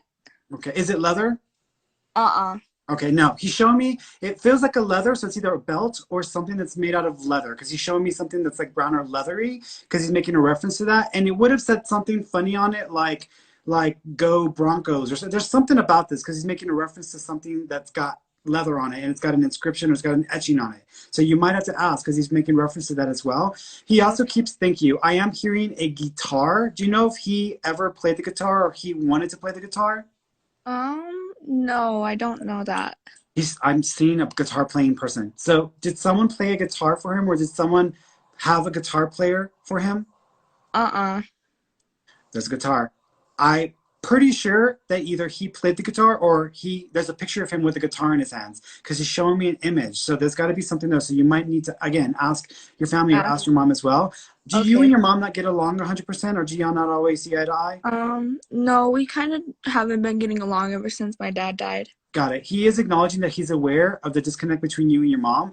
The way he makes me feel is that you just need to do your very best to try to get through it, because he's like, there's only so much you can do. And also, no matter what, she's not going to understand where you're coming from. And also, thank you. He's sorry. So he's apologizing to your mom. So he's acknowledging that he wants her to know that he's very sorry and that he didn't mean to put her through what he put her through. He also makes me feel that you're not like him. And even though you might sometimes think that you're going to repeat some of his patterns, he's like, you're not like me. So he doesn't want you to worry that you're going to become like him or turn into him. He also says he's been sending stray animals. Have y'all been having like dogs or cats coming around the house? No. Okay, be on the lookout for a dog or a cat randomly showing up like outside your house or wanting to be fed, because he's acknowledging bringing animals around. He also keep thinking, is there a puente or God, what is the word? Is there like a Paco or Puente or P nickname or name? I don't think so. Like an animal? No. Like a person's name, like a nickname or a name. It's like Ponte or Puente or Poncho, Ponche. It's got a name like that. I can't really think of it. That's okay. There's a name or a nickname that's like that, because he's making reference to that, and that may be somebody else that's also with him in spirit, because he's trying to acknowledge another person that's there. He also is acknowledging, thank you. He showed me a ring. Do you know of a ring that's connected to Dad as well? Is there a ring? No, he gave my mom a ring a while ago, huh? It was, but maybe Patsy's ring, my stepmom. Okay, because he's acknowledging a ring, and he might even have an inscription, because I'm seeing something that reminds me of like a ring or a script inscribed. It's got an inscription, so it's got something inscribed into it. Okay. He also keeps acknowledging. Thank you. The two girls. Do you know if are you one of two girls, or are there two girls that are also connected to him? So there's two, Lexi and Aaliyah, and then there's two little ones, Avina and Ziona. Okay. Do you know if one of them, if something's going on, one of them can't hear, or she says she's been hearing stuff or hearing things? Oh, the little one, okay. Ziona. He's just letting you know that he might actually be triggering this or causing this to try to get attention. He also flickered the light in the hallway or in the bathroom, because he's acknowledging trying to get its attention with the power in the hallway or the bathroom. Okay. He's with you, sweetheart. He's with y'all. He's also acknowledging a birthday next month. So he's bringing up 11 again. Is there a birthday next month in November? My mom and my dad have the same birthday, November 8th. Right. Do you remember what I said earlier about the 11 connection? Or that? So I think that's where he's going with that. So he's just acknowledging that date being significant. He's just letting you know he's around you. He also, again, he doesn't want you to worry that you are going to not make good decisions. He's like, you need to be strong in your decision making and have faith in yourself. And he's proud of you. Okay? All right, sweetheart. You take care of yourself. And then my sister's dad, he died was it years ago? Yeah. Let me make it quick, because I'm going to run out of time in a second. Okay. The father, he's pointing to himself. Do you know if he caused his own passing, or he actually triggered himself to pass because he's pointing to himself? He also keeps acknowledging thank you. Is there a little car or a little like toy thing that's like on wheels that is connected to him? I'm not sure. I'll have It's to like a little ask. car, or a little bike, or a little training thing. But he's acknowledging something like that that might have been connected. Either that, or there's something about a bike that he's wanting to reference, Okay. like a bike, because there's a reference there. He also keeps acknowledging the thank you, the letter T. So the letter T is going to be connected as well, because he's referencing that as well. He also talks about the first, so the month of January, or the first of a month is connected as well, because he's acknowledging that. He also says he came in 2 dreams, so she might have had 2 dreams of him. He also talks about a necklace and 3 times. So are there 3 necklaces that are going to be connected to him? Yeah, we have his ashes in them. That's it. He's just acknowledging that he's okay. He's also there. Okay? Okay. All right, sweetheart. I'm just letting you Okay, go. thank you. You're welcome. Okay, bye. All right, guys. I'm out of time. So I will see you on Friday, same time. So every time you switch into your glasses, it's reminding me of like Superman and Clark Kent. Thank you. Thank you. Oh my God. Yeah, you know, like it's funny because I was like yesterday I was in a meeting with Kendall and Simran, because we were talking, like they were strategizing and stuff like that. And Simran was like, you know, whenever you do your study groups, you wear glasses, like you intentionally wear, like, is that intentional? I'm like, yeah, because I want people to know that I'm in a completely different mindset and a different mode. And like when I do readings, I don't really like to wear anything because I feel like I need to be closer to the person so I can kind of like connect. And I feel like the glasses are like a barrier, a boundary. But every now and then, like when I need to get closer, I'll take them off. But when I'm not doing readings, I kind of like to wear my glasses because there's just a representation of like, okay, I'm in that thinking mode versus like sensing mode, you know? Yeah, makes sense. All right. How you feeling? You feeling okay? I'm good. I actually just took my glasses off because I didn't want the light like all on my lenses, because you already know I didn't get the anti-glare. Yeah. That's why I have my light like up higher, and then I come in this way. So that's why I do that. So You're smart. all right. So we didn't even finish 43 the last time we did our study group, because it was so freaking long and there was just no way to get through all the notes. And so I like remember where we stopped at. So did you want to start up, or did you want me to start up? I can start up. It's fine. I'll start up. Okay. Which one are we on? We're on number 43. And hey, everybody. So like reading time is over. So if you're kind of signing on to get a reading, that's done. That was the last hour. This is our a Course in Miracles study group, and we're going to review the book. And this is a long process. I think somebody earlier posted on like Instagram that this was and they were talking about the original, that it took them 9 months to get through to the original. And I know this one's longer, so I'm like, well, yeah, that makes sense. But it was just them, you know. We're like breaking this thing down like to the piece, to every piece and puzzle. But we're at like 4% on Amazon. On this thing. It says 4%. 4%. Yeah. And so, guys, if y'all want a reading, y'all have to come back on Friday. If y'all are on YouTube and Facebook, y'all might get hit up by a troll, someone who pretends to be me, or someone who pretends to want to offer y'all a reading. I am not on there texting or messaging y'all. Don't respond to someone who asks you to private message them. If anything, you need to, even if they have a name Fernando, it's not me. I'm literally right here talking to y'all. So I'm not typing away. So if y'all see that, y'all need to report that person as spam and then block them. That way that the system can kick them out after enough people do it. But all right, so we are on A Course in Miracles. So the number we were on was number 6 of 43. So we're on principles of 43. Yeah, number 43. The note is 6. Actually, I think we're at number 5. I'll read number 5 just in case we didn't get to it last time. Let me actually bring out my notes here, because I need to bring out my notes too, so I can see where the hell we're at. Okay. All right, so the following is in relation to the question of sex. You are involved with unconscious distortions which are producing a dense cover over miracle impulses, making it hard for them to reach consciousness. Sex and miracles are both ways of relating. The nature of any interpersonal relationship is limited or defined by what you want it to do, which is why you want it in the first place. Relating is a way of achieving an outcome. And then the next one is indiscriminate sexual impulses result in body image perceptions. This is an expression of an indiscriminate attempt to reach communion through the body. This involves not only improper self-identification, but also disrespect for the individuality of others. Self-control is not the whole answer to this problem, though I am by no means discouraging its use. It must be understood, however, that the underlying mechanism must be uprooted, a word you should understand well enough by now not to regard it as frightening.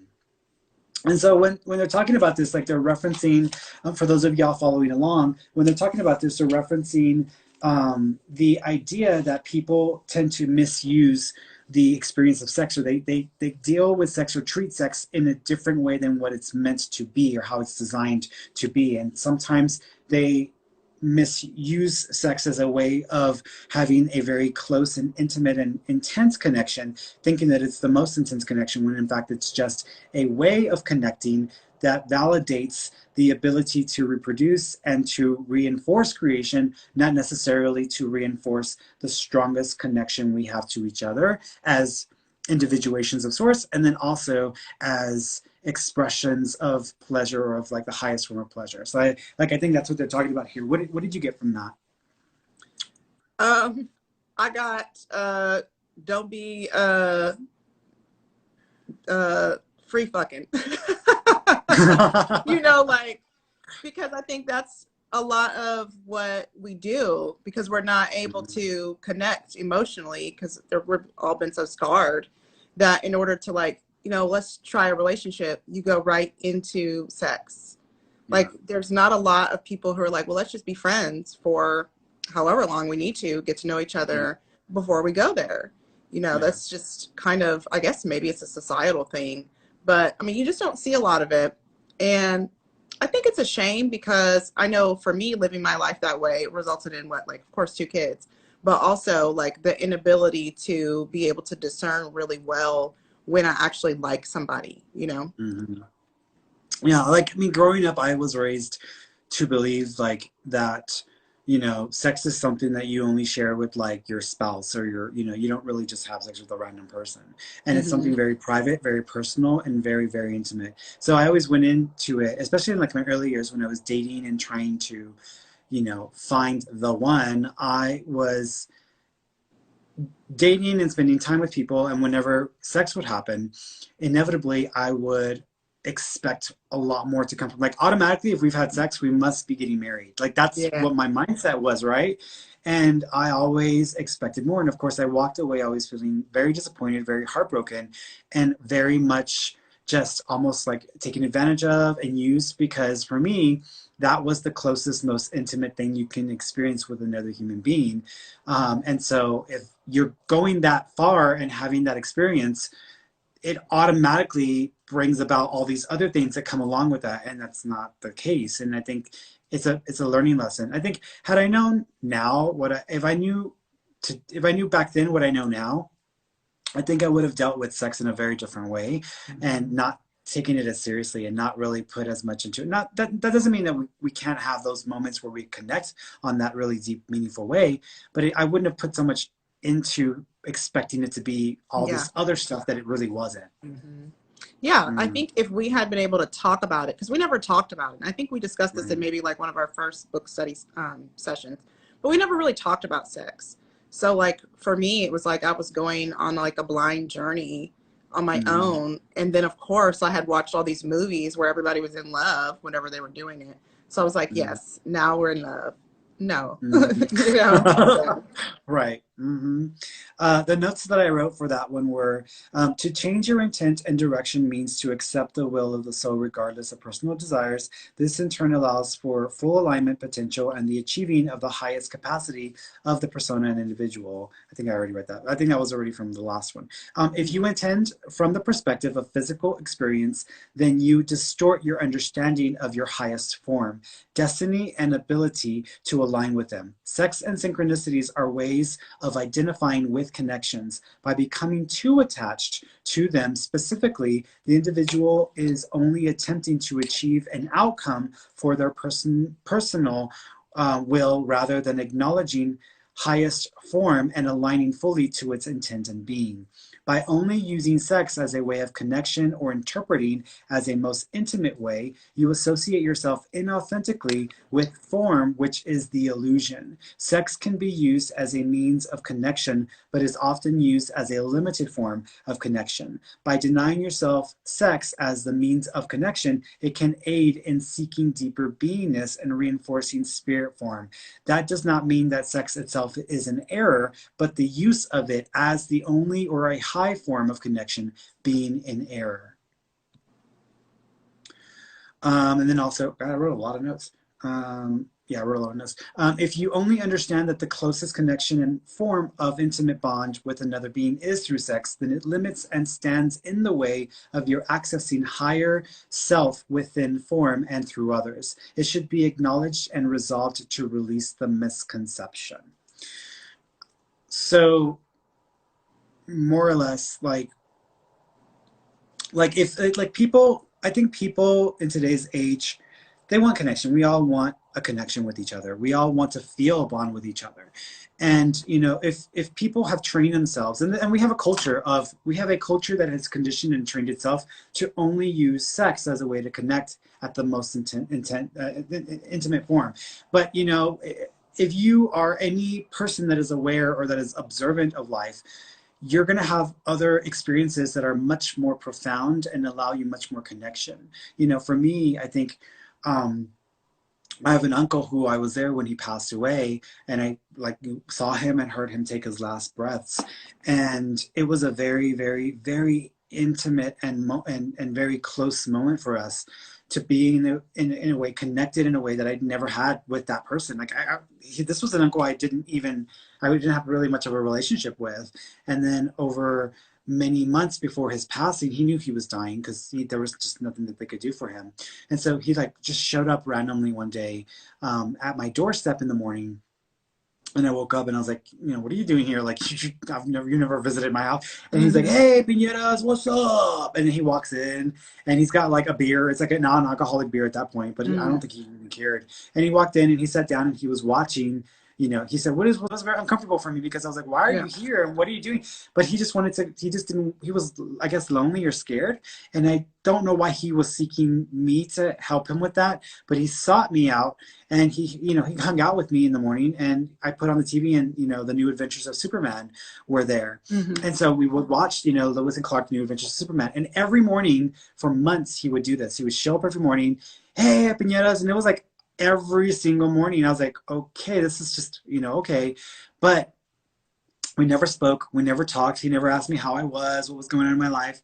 None of that. He just wanted to put on the TV and watch the show with me. So I sat and watched with him the show. And once the show was over with, okay, I'll see you later. And then he'd come back tomorrow. And same thing for almost like months and months and months. And then, of course, when he finally was in the hospice center, you know, I went and I was, hey guys, the Adibayo Aluwa Dabira is a troll. Y'all need to block that person and report them as spam. Don't inbox them because they're going to take your money. So for me, like when he was in the hospice center and, you know, I volunteered to go and like help keep him company, you know, he went down here like within a week. He went down here. He went from like he was able to walk in on his own to he couldn't even, you know, wipe his own ass at the end of that week. And he could barely even breathe. But it was interesting seeing him in that state, and I think he just wanted to feel comforted and he wanted to feel okay and safe, and I think he was scared. And then the night that he passed, my aunt stayed over that night, and it was just myself and my aunt, his wife, and I fallen asleep, and in the middle of the night she's like, you know, Nano, you know, wake up, like I think it's happening. And so, you know, I sat on one side of his bed, my aunt was on the other side, we were holding his hand, just, you know, kind of helping him through it. And he just kept taking breaths, and it got more shallow. And so finally, like, he just didn't take another breath. And the moment that he died, on the TV, the new Superman came on, the movie Superman. And it's not like we had planned that, it just came on at that moment that he died. And, you know, and I remember because I was expecting to see angels. I'm psychic. I'm sensitive. I should be seeing lights or something. None of that happened. It was a very normal, very natural experience and process for him. But to have that synchronicity and that alignment of our special moment, I understood now what he needed. He needed me to hold his hand while he prepared for that transition. And this was what that was all about. So for me, that was the closest I've ever experienced that relationship with him, even though we had zero relationship outside of that experience. And so it was a moment of connection with source and with divinity in human form, you know, having this very human experience. So for me, that was a very close and intimate connection. But most people, you know, they don't understand what that level of connection is. And, you know, it's not like I've experienced that as often after that until in the last few years when I've been doing more of the work that I do, where I'm able to do that. But it's like, it's not the closest, most profound connection. Yeah. I mean, it really clouds things, really, because people, as soon as you go into it with that mindset of I'm going to hide myself anyway, and then I'm only going to give my body, you're never authentic. There's no vulnerability, you know, because you can have sex with anybody. Yeah. You know, but to really share yourself, to really be intimate, you have to be seeing into each other, you know, on a different level. And it's just, I think it's just really hard for all of us because we've just been scarred. You know, when I share myself intimately with somebody, they take what I tell them and then throw it back at me or whatever, you know. So it's just, I think in order for us to really get to that place, we just all have to be doing our work and healing, you know. Yeah. Well, that's a hard thing to do, to like expose yourself and let yourself be seen, but also to look and try to see that person.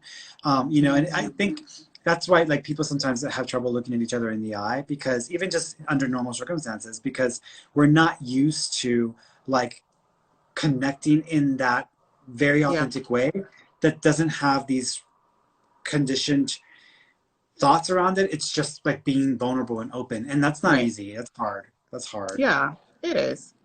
You want to read the next one? Yeah.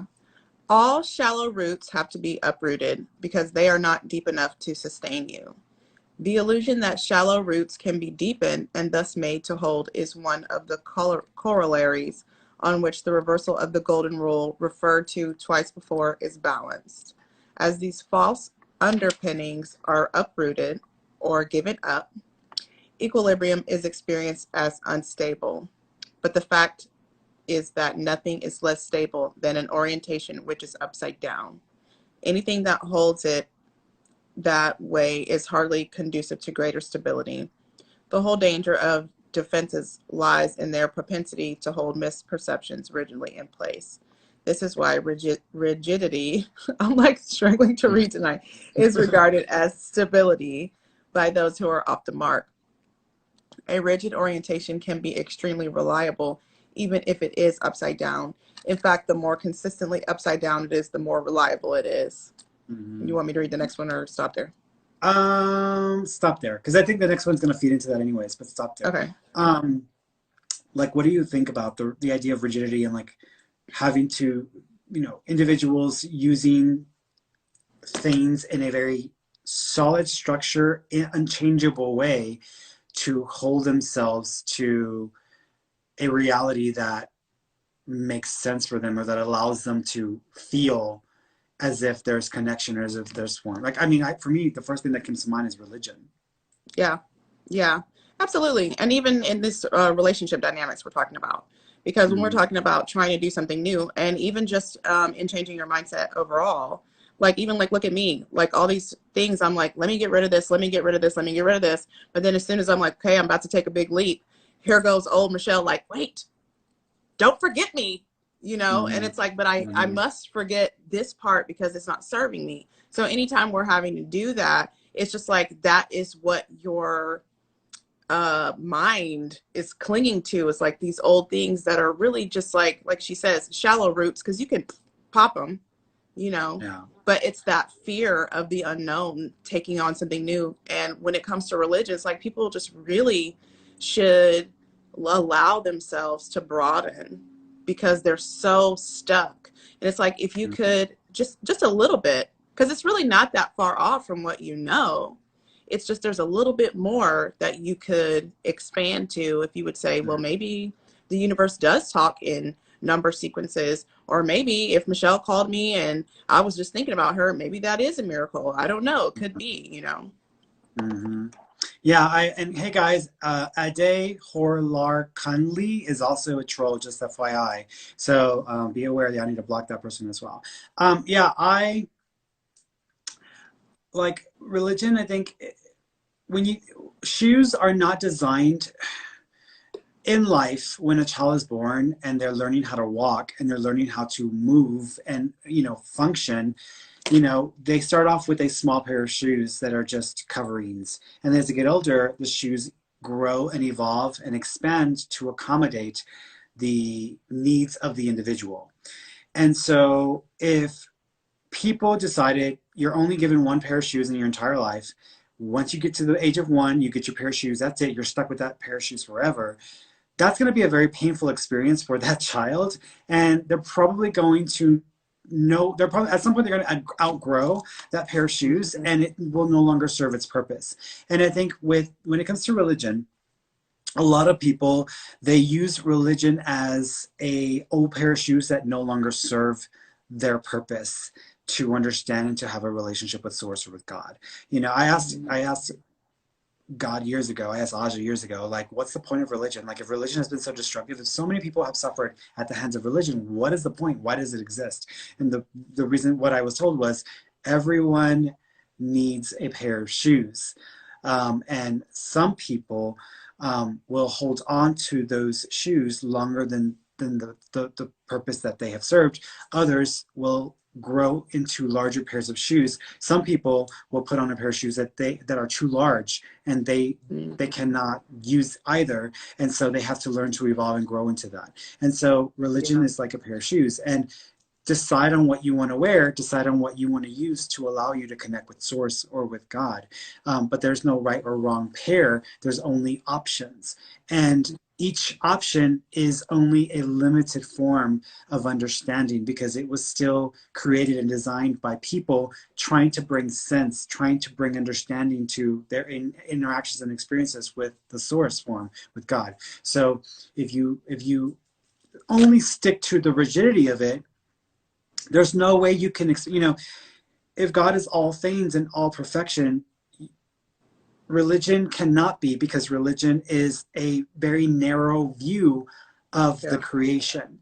So if you want to understand God, why would you hold to form that is actually built in to limit the experience of creation? And I think people sometimes are afraid that, if I open up to new options, or if I question, or if I go against, then I'm going to go to hell, or I'm going to get damned, or my life is going to go to hell in a handbasket, And from experience, I will say that I made that leap and jump years ago, and my life has only been blessed since. And I've only gotten closer to source since. And I've only felt more of a personal relationship than before. For me, God is not this thing I fear, or this thing that is outside of me or beyond me. God is something that I experience. It's an experience, and it lives within me. And how I experience it is how much attention I'm willing to give to that experience and to that interaction and awareness. And so I don't limit my experience of source and of God because of religion. I don't. Religion can help me make sense of things, but it's not going to give me all the answers. And at the end of the day, it's still, it's still a limited approach to understanding the unlimited formless God. So well, and like, I think for me, because I haven't been religious since I was like 14 years old, and even then I'm the system bucker, so I don't care who it is. I'm gonna be like, tell me again so that I can believe it. So like, as a mom, I allow Michaela and Terrence listens to my mom a lot, so he's like, God is this and God is that. I'm like, hey, whatever you need to do it. But Michaela, like this morning, she was like, let's just pray outside. So I was like, okay. And she's like, God is everywhere. God is in all of us, and God is in everything. And like, she's not listening to me because I usually pray by myself. So it's like, that is just her. And I never want to be the type of parent that's like, don't say that, or don't feel that, or this, because if that's what we came here to do, and it took me 35 years to come to that awareness, I don't want to take that away from her. Like, she drew some dots on her head today, and she was like, I'm in my God space. This is how I get to God. And I said, okay, whatever. And then she walks in and she said, I don't even need to go to school. I only need myself. And I was like, but you need to learn how to read though, too. So that's right. So let's remember right. that. Yeah. But I want to let her be that expansive. And I know that, like, that's going to get me mom shamed from a lot of people because I just kind of let her be free. But I'm like, I don't want to be the oppressor in the life of her. I mean, there's already so many ways where I automatically have to be like, okay, we have to do this or we have to do this. So if that's one way that she can be free, I want to let her do that, you know? Yeah. Yeah, and I think also that this applies to like all the other areas of our like experience here as humans. I mean, that applies to government and, you know, the Constitution. That applies to schools and how they conduct, you know, teaching children or how they believe children learn. This applies to all these things. And if we stick so rigidly to things that no longer serve us, then we simply restrict ourselves from expanding into a culture and a civilization that no longer serves the human being or the human, you know, the human world. And I think at this point, we're all reaching a tipping point, and this is happening across the globe. We're reaching a tipping point where the systems of control and regulatory efforts and effects and laws that have been put into effect no longer serve the greater human family. And so our systems of government have not been designed to allow us to work with each other, to cooperate with each other. There are some basic tenets there that allow for it, but these were created by individuals who were seeing life from a very unique perspective that is no longer valid. And so to try to stick to something rigidly like that is no longer serving of the human family. And we are on this planet with a huge, huge family. And we can no longer afford, if we're going to survive, we can no longer afford to act like we are the only ones that matter, and that what we want as the individual nation or the individual, you know, male or whatever is the only thing that's the only thing that's deserving of equality or empowerment, you know. So I think that there's a lot here that's kind of butting heads with each other. And I think if we try to go backwards, if we try to go back to how we were as a country, as a world 50 years ago, we're probably going to destroy ourselves. There's just no way we can go back. We can only go forward. We can reinvent ourselves, but we have to do it in a way that is consistent and that is respectful of all people, even if some of the people do not want to acknowledge all people. I mean, they're not really going to have a choice. You know what I mean? Like, there's going to be, and I don't know what it is. I just keep having this feeling that we're going to have like this big event, like that's going to create like a love energy, sort of like how we were when we had 9/11, because everybody was really like, you know, compassionate and caring for each other. And it's like, in order for us to kind of move in that direction, there's going to have to be something that takes place that says, okay, we have to switch, because the way we've been doing it is not working. And we really are all connected because we all practice division. I mean, we can't really help it in the way we look, and we automatically start separating ourselves. But then within those groups, you know, and I know, we separate ourselves based on class, which is like, okay, now we're doing this. So now we can't even work together as that group in order to work together with the other groups. So there's just a lot, you know. There are infinite methods to divide ourselves up and break ourselves into infinite pieces, because that is literally the reason why we exist. Because Source decided, I'm going to break myself apart into infinite forms and combinations and pieces to experience and to allow awareness of ourselves, of us. And then we did that, but then we've continued on. It's just the model that's built into all of us on this level. And so until we realize there always will be reasons to separate but we are infinite.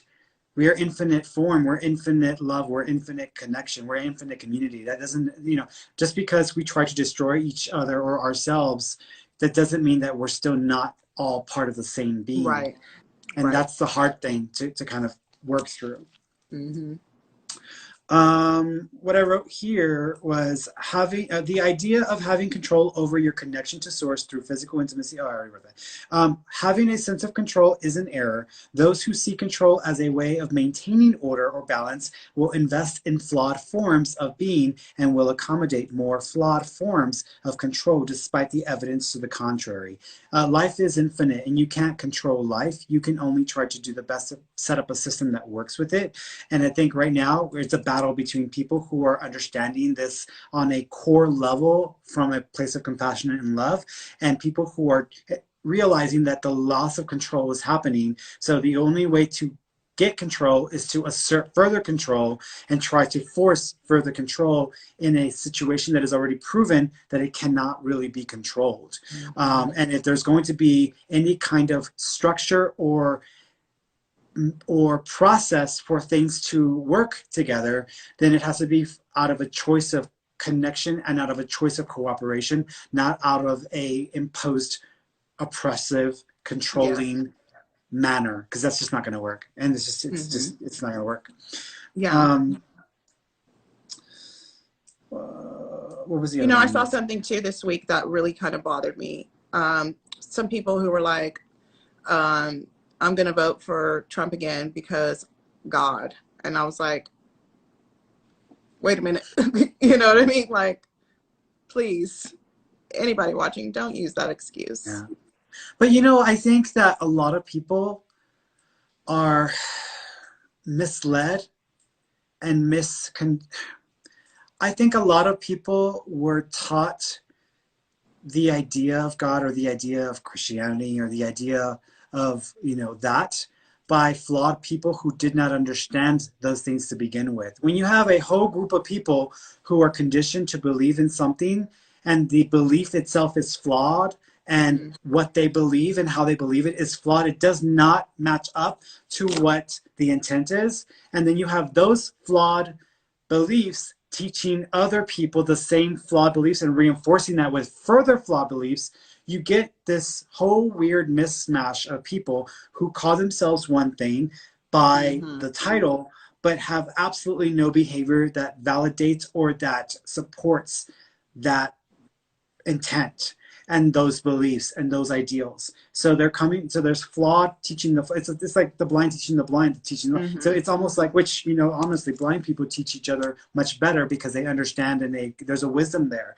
But when you think about it, there's the idea behind it is people who are teaching each other that what they believe is the way it is, but their belief is already flawed, and then they're teaching others, and then so they're going to continue to perpetuate. So you have all these people who are saying because of God, but they're already flawed in their belief that this is lining up and this makes sense. Because for them, the lack of it making sense is it makes sense, and it lines up with what they've been taught, and that's just it's hard.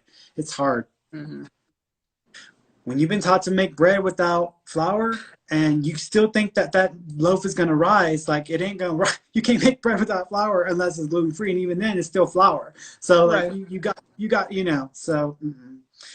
Number 8, one of the more horrible examples of inverted or upside down thinking, and history is full of horrible examples of this, was the Nazis. Final solution. I shed many tears over this, but it is by no means the only time I said, Father, forgive them, for they know not what they do. Okay, like we were just saying. In my notes, what I wrote was the Nazis desiring to create a world exclusive to their own image and sense of control is an ideal example of flawed being. Their attempt to control by dismissing and destroying that which seemed to reduce their ultimate power, i.e. destroying a culture and people, is an example of flawed control and does not serve the highest form of being. Not only that, but you're basically, I want to be the perfect representation of source and of God and of being. So I'm going to diminish, destroy God, source, and being. But you, okay. So you're like, okay, so you're like, that's how I'm going to do it. So, I mean, that's really what it is. It's like I'm scared for my whiteness or my perfection or whatever it is that they feel makes them, you know. Yeah. Yeah. One of the more horrible examples of inverted or upside down, oh, wait, I already read that. All actions which stem from reverse thinking are literally the behavioral expressions of those who know not what they do. Actually, Jean Dixon was right in her emphasis on feet on the ground and fingertips in heaven. Although she was too literal for some, many people knew exactly what she meant. So her statement was the right miracle for them. I submit that if a mind is in valid relationship with God, it can't be upside down. Mm-hmm.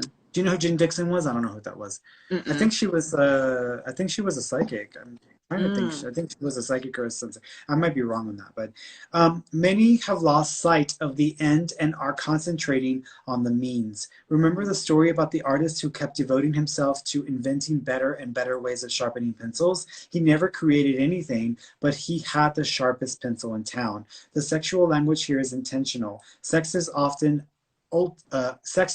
utilized on behalf of very similar errors. Hostility, triumph, vengeance, self-debasement, and all sorts of expressions of the lack of love are often very clearly seen in the accompanying fantasies. But it is a proud error to imagine that because these fantasies are so frequent or occur so reliably, this implies validity. You can be wholly reliable and entirely wrong. Mm. Intellect may be a displacement upward, but sex can be a displacement outward. How can you come close to others through the parts of you which are really invisible? The word invisible means cannot be seen or perceived. What cannot be perceived is hardly the right means for improving perception.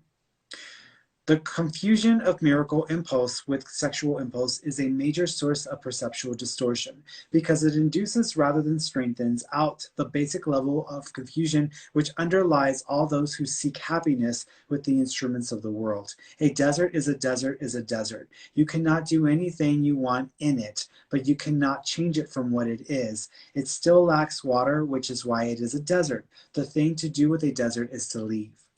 Mm. And what I wrote was, if one is in right connection to source and highest form, then their actions or intent cannot support flawed being and is an offense to it. In other words, and which is what we talked about before, you can't do something that goes against creation or all of life and think that you're actually supporting creation and all of life. That's already a flawed belief system, and it actually is never going to work. It will never work under any circumstances.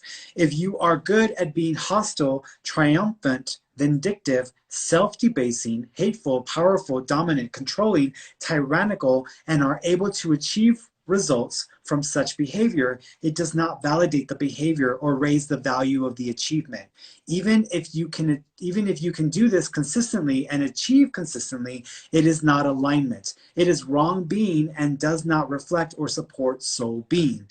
You will simply be in error and in offense of alignment with source and highest form consistency.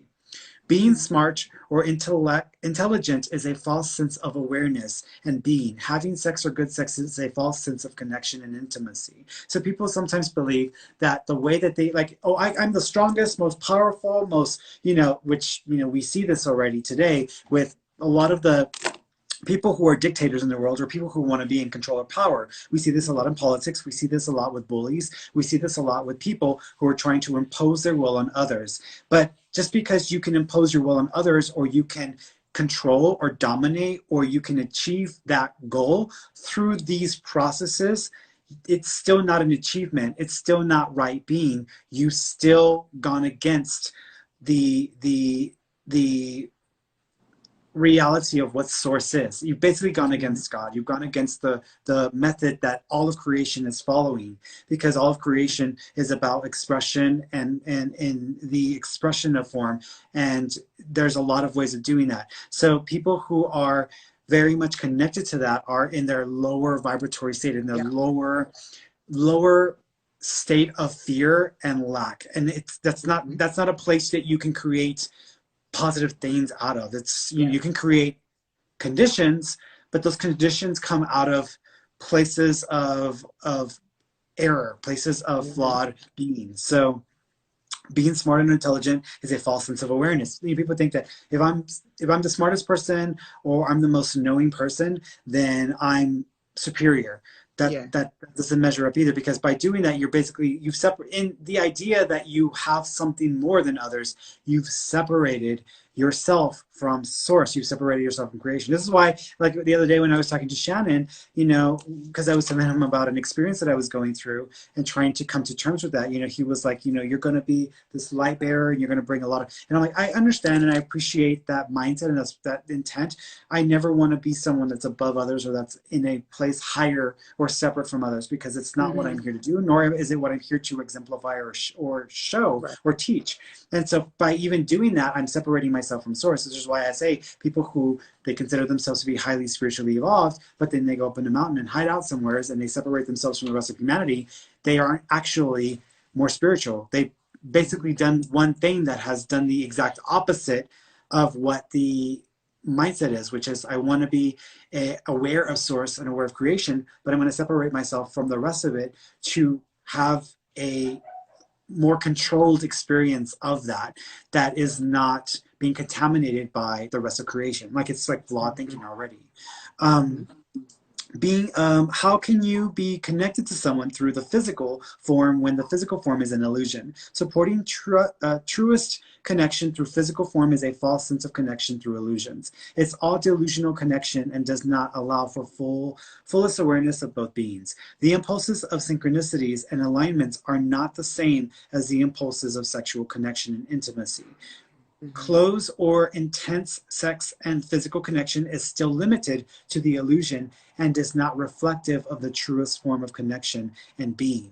So if we're only identifying with the physical body and we're trying to have the closest connection with physical touch and sex, then we've already by default that's flawed thinking, because we've limited our connection ability to that physical form, which is still an illusion, and it is just a temporary thing that we're using for the purpose of experience. And like, this is what I say about this, and this is how I kind of make it make sense. When you have somebody who's like histrionic, like a borderline personality disorder, their main goal is to manipulate, strong arm, and control usually their opposite sex partner or somebody that they desire to be with. And the number one way that they do that is through sex. And then what do? They usually will have a baby or something so they can dangle the baby in front of the other party. So it's like you said, in a low vibe or in the dark, stuck there operating out of that. And the thing is that, those people don't realize that they could use that gift for good. Because if you're able to work that much energy, well, why wouldn't you use it to first heal yourself so that you could become a better person and then help somebody? Because doing all that harm is like you're just wasting yourself, really. But I've seen it. Well, and you have these guys who, and by the way, guys, Dennis Patrick in the room who's asking people to inbox him for an accurate reading, that is a troll. He will take your money, so y'all need to report him as spam and block him. So, you've got guys who are like, I want this person to have my baby, or I want that person to have my baby. I want to get you pregnant because that means I love you. No, it doesn't. It means that, and typically those males, usually what that means is I don't feel like I've contributed anything valid to this world. I don't feel like a valid person. I don't feel like I have anything to offer this world. So, and I'm not willing to figure that out or try. So I'm just going to do something by default, which is I'm going to give you some good sex, or what I believe is good sex, and I'm going to produce some life force from that, because that's the only thing I can think of that I can create in this world that is of valid or that is of significance. And so these guys who are walking around just trying to get people pregnant or using a child as a reinforcement of their own divinity is flawed thinking, and it is them basically finding the laziest way to try to feel valid in life. And it's the same thing. Same thing with women who are like, I want to have this guy's baby, or I want to have a child for this guy. You are not you don't feel valuable. You don't feel like you're worth anything.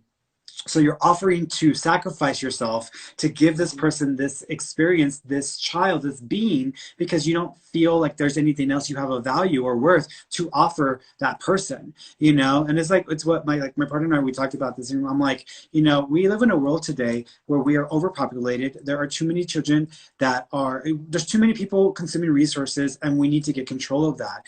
And the idea of having all of these children because either your religion says so, or because you just don't know how to use a condom, or because you don't want to go get your tubes tied, or because you don't know any better, that isn't an excuse anymore. That isn't a valid excuse. Like, you are responsible for the consumption of the resources on this world, and we all have to share this planet together. We are all responsible for trying to support a world and a planet that is sustainable for all of us to use, because there will be people who are going to exist after us, and they are entitled to the world that we have had the chance to experience. And if we leave this world in worse shape than it was given to us, then that's not fair to the generations that come after us. And it is us failing in our duty and responsibility to see creation and the value of this world as part of creation, as part of the divinity of Source offering itself to us. Because this world sacrificed itself for our existence, but part of that was for us to become the shepherds, to become good shepherds in this world, to see the value in this world and to take care of it. And we aren't doing that. And now we're in a fight, and it might be too late to reverse a lot of the damage that has been done, but we can slow things down. And if we get strong enough, we can probably try to, you know, improve the conditions so that people after us can deal with things better. But, you know, we talk about this in like, why are people so obsessed with having children? Like, I get the idea of wanting to go through a pregnancy and experience that. I get the idea of wanting to see someone in your own image. That is why we were created by Source, because we were being created in the image of Source. At the same time, what's more important? Seeing someone with your genes and created in your own image, or loving a child and giving a child the experience of love and allowing them to go into the world with your knowledge and your wisdom, and with the love that you have to share. Because if that's what you're desiring, there are plenty of children who need homes who do not have them. You don't need to make a new child, and we need to get control of how many children are coming into this planet, because it's not going to be enough of a world left for those children in the next 100 years. Right. And I mean, I think for those like myself who do have kids already, the best thing that we can be doing is, just like I'm trying to do, you know, as I became aware, I was like, okay, first of all, there's some toxicity here, so let's work on that. And let me give you guys the game so that you can replicate this new, better mindset as opposed to what has been for generations in this family. Because, I mean, that's really the only way that we can heal. Is because, I mean, my parents didn't know, I didn't know. So like, now we know, so let's just do better. You know, let's try to use love and not hate in our own house. And when you go outside, do that too, and be a whole person, so that whenever you do decide to date, you make really good decisions. You're not reckless with your body. You're not just having kids, and you're making the type of choices that are going to allow you to be there with your kids. Because that's the thing that both of my kids are really suffering from, is not having that other parent, because we live in a society that means your mommy has to work so that you can eat. And I mean, it's like, I fight myself every day to break out of it, but I'm like, what about the health insurance? Or what about this? So there's all these things that keep me from saying, hey guys, let's just go do cartwheels all day, or let's just go for a walk, or whatever, you know. But we can still be teaching them how to love each other and other people. Mm-hmm. Exactly. And I think that's the best we can do for those, is to impart that wisdom and to share what we understand, and hope that they make better choices. And it takes me back to that when a lot of the protesting started, and there was a video out, and this guy, he was telling his son, or he was telling his young boy, you know, you have to do a better job than we did, because we rioted, we protest, we fought, you know, and it hasn't worked. And here we are again, it hasn't worked. You have to do better, because this is not working. I felt that moment, because it wasn't just a race thing, it was a human thing. And I think it just, like, it worked its way into my soul when I heard that. And I just got Yeah. chills when I heard it. And I'm getting chills now when I'm thinking about that moment. And it's true. We have to do better. We have to do better. So, um, miracles arise from a miraculous state of mind. This state of mind goes out to anyone, even without the awareness of the miracle worker himself. The impersonal nature of miracles is because the atonement itself is one. By being one, it unites all creations with the Creator, with their Creator. Okay, so I wrote something, but I have an example of what I think. So like when I first started my other page, I would be like, I wonder if I can hit such and such celebrity with this post.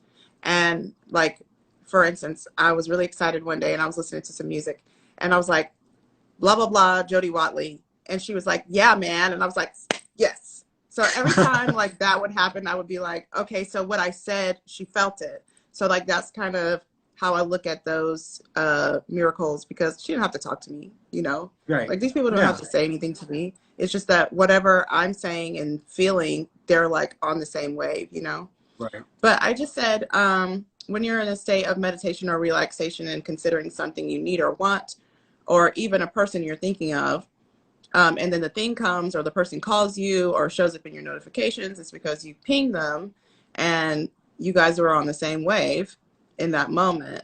And so that's why I feel like intentional marketing strategies work so well, because the brands are in tune to what the needs are of that audience. So when they're sending the word out there, it's like, yeah, that's for me, you know?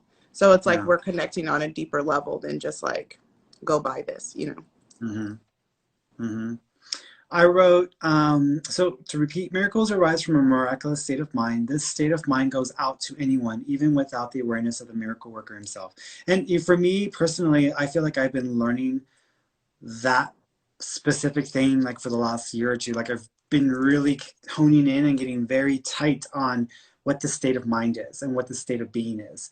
And I think that I'm finding a nice balanced cushion area that allows me to experience it as often as I can. And I mean, with the amount of synchronicities that I share on freaking Instagram and all the stuff that's always like happening, it's obvious that I'm doing something that allows me to go into that flow state. But it's like really not only getting into it for myself, but getting into it where not only does it benefit me, I want it to kind of flow out and allow others to be benefited as well. So I kind of want it to go into that mode. So this is something that I've been learning, because I don't want to just be this person that's like, oh, me, you know, but then it's like, but what about everybody else? I put synchronicities and alignment are a capacity and experience for everyone, which means everyone can experience and do this. All can get into the flow state that allows for miracles. It can happen intentionally or unintentionally. And I think that's important, because people think, you know, the synchronicities, they only just mean good things. No, like synchronicities can mean both good and bad things. When, here's an example. There was a girl who used to work at my Starbucks, and she would always be very negative and think about the bad things that have happened. And she's got that victim mindset, like I'm the victim, I'm the victim, I'm the victim. Things are always stacked up against me. Things are always working against me. But I'm trying. I'm praying to God. I'm praying to Jesus Christ, and I'm gonna push through. I'm gonna push through. But everything happens to me. Everything's stacked up. Like it was like conflicting energy. And so even though she might come from a moment of faith, she would immediately revert back to her resting state of beingness, which was victimization. And so I remember, and I saw this so many times that people think it's law of attraction. It's not law of attraction. It's energetic alignment, and it's expressed, and it's, you're seeing it in the form. But she had a relationship with this guy. Apparently this guy had like cheated on her. He left her. And then when he left her, he robbed her when she was at work. And so she came home to like an empty apartment. She managed to like get furniture, get stuff. And then like a week later, the apartment building burnt down, and her apartment went down with it, which didn't even start in her unit. It just started in the apartment. And so we all like, let's all come together. Let's help her out. Let's get her. So we donated money. We donated furniture. We, try to get her back on track as a company and as our store with the customers and stuff. And she got herself into a new apartment complex in a different complex. She got furniture again, etc. 1 year later, 1 year later, a relationship ended. The guy that she was dating robbed her again. Different Oh, guy, completely different guy, robbed her again. And then within a couple of weeks, the apartment also caught on fire, the building, and her apartment burnt down and she lost everything. Literally a repeat of what happened the year before. And she was like flabbergasted, like, how is this possible? And I was like, girl, I You're told not you. listening. Yes, I told you the first time this happened that things don't just happen to people. You have to line up with it, or it's meant to occur for a reason higher than you can understand. And so, if you are lining up with the best life has to offer, you're going to experience more positive experiences than negative. But when the negatives still happen, that means there's something to learn from it. But if you're just having negative experiences, you're lining up with the negative experiences and you're reinforcing the energy that supports that. And so I told her the first time, she didn't listen. She thought I was crazy, just the way I talk about energy and stuff. She repeated the thing again, and the next, it happened again. But it's a perfect example of how when you line up with a state of being, life will find many ways to reinforce and to support that, even if it means repeating the same, having a repeating experience of lack or loss or victimization. And so That's the thing. I'm sorry. I was just gonna no, say. you're right. I was just gonna say. I really try to look at those experiences, then like really look deep into them because I don't want to do that again, whatever it is. Yeah. Well, I try. I'm I in the beginning when I was getting to know other psychics in this business, a lot of them are negative, or they're very much like, like, I hate people, and they're always like asking me the same question, and they're so stupid. How can they be so stupid? Like that mindset. And there was a person that I knew who was an exemplification of that. And every single day she'd end up with like the worst clients. I mean, the worst stories ever. And I never approached it that way. I said, I always say, God, send me the people that I can help, that I can offer the best version of myself to. And the people who need that support and are ready to receive it from me, allow us to come together. Send those people to me. The people who are a waste of my time, who are crazy, or who are not going to receive the benefit of what I have to offer, send them somewhere else. I don't need to deal with them. And so it's a prayer it's a mantra that I always said, I know God's going to send me who I need to work with. And so it is a constant thing. And even now, like when people come to me, even if someone has an issue with their reading, or they have something that they didn't really like about it, they don't go and blast me. They don't come for me. They don't react in a very vindictive, ugly way. Every now and then I might hit somebody like that. But for the most part, 99.9% of the people that I serve and the people that I do work for are loving, caring people, and they express that to me, and I'm able to share in that with them. And so I'm so grateful for that, because I hear the horror stories. I don't have to deal with that. There's a reason why I have so many positive reviews. There's a reason why I don't have very many negative reviews. There's a reason why I don't have to deal with a lot of crazy clients. And if I have to deal with difficult or challenging people, it usually happens all in the same week or all on the same day. And I know that is happening for a reason, not because I have misaligned myself or because I've made a mistake. I know, like, if you've forced this situation to happen, despite my alignment, which I know I'm incredible at, there's something in this I'm supposed to pay attention to. Yeah. So what am I supposed to know? And typically it's, you need to, up your legal game. You need to up this. You need to make this change online with your services. And I take the hint and I run with it. Yeah. And when I do that, it dissolves the energy and it just doesn't come back the next day. And so that's typically the way it happens. But if you are reacting out of like craziness to these situations, you're only going to get more and more of it. So, and the last note I wrote, because we're almost out of time, is once the person has come to a place of peace and resolution within themselves over a conflict or in relation to the state of lack and fear, then the unity of form and formless, creator and creation completes, and all is available to the individual that is available to God. So if you want to experience the miracles and the prosperity that creation that God has to offer, you must align yourself and come to peace within yourself that is a reality. It is something that exists. And even if you don't know exactly what it tastes like or what it looks like, it's still very much possible, and operate in faith. But you have to put out the prosperity. You can't ask for prosperity and only produce lack. You have to produce prosperity to receive prosperity. If you produce lack thinking you're going to get prosperity, you're only going to get lack. All right, y'all. Happy Wednesday. And so I'll be back on Friday with our other study group for the Many Lives, Many Masters. So y'all take care. Have a good night. And